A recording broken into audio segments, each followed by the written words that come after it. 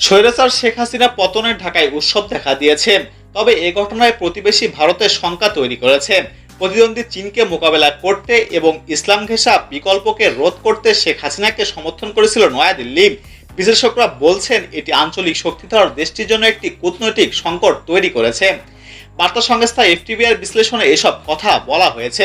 বাংলাদেশের অন্তর্বর্তীকালীন সরকারের প্রধান ডক্টর মোহাম্মদ ইউনূস ক্ষমতা গ্রহণের পর ভারতের প্রধানমন্ত্রী নরেন্দ্র মোদী তাকে শুভেচ্ছা জানিয়ে বলেছেন নয়াদিল্লি ঢাকার সঙ্গে কাজ করতে প্রতিশ্রুতিবদ্ধ।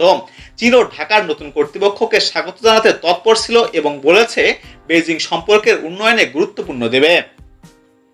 তবে ইন্টারন্যাশনাল ক্রাইসিস গ্রুপের বিশ্লেষণ থমাস কিন বলেছেন বাংলাদেশিদের দৃষ্টিকোণ থেকে ভারত কয়েক বছর ভুল পথে রয়েছে।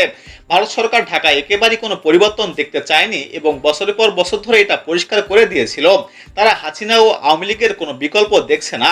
শেখ হাসিনা বেজিং এর সঙ্গে দৃঢ় সম্পর্ক বজায় রেখেই নয়াদিল্লির সমর্থন পেয়েছে এবং উভয় দেশের সঙ্গেই সূক্ষ্ম ভারসাম্য রক্ষাও করেছেন।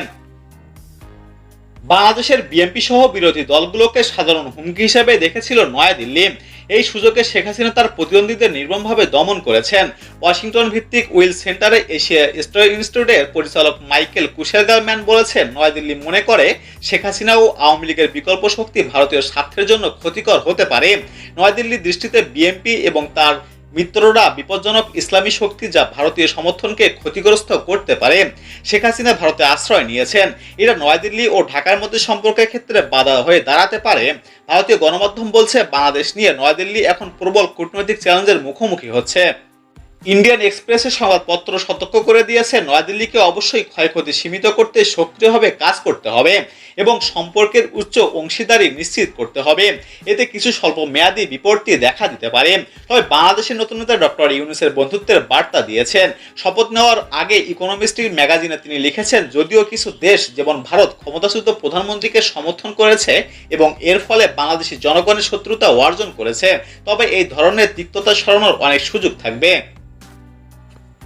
এদিকে 5ই আগস্ট বিকেলে ঢাকায় ভারতের সাবেক এক হাই কমিশনারের কাছে তিনি জানতে চেয়েছিলেন শেখ হাসিনা ঢাকা ছাড়া বিষয়ে তিনি জানেন কিনা।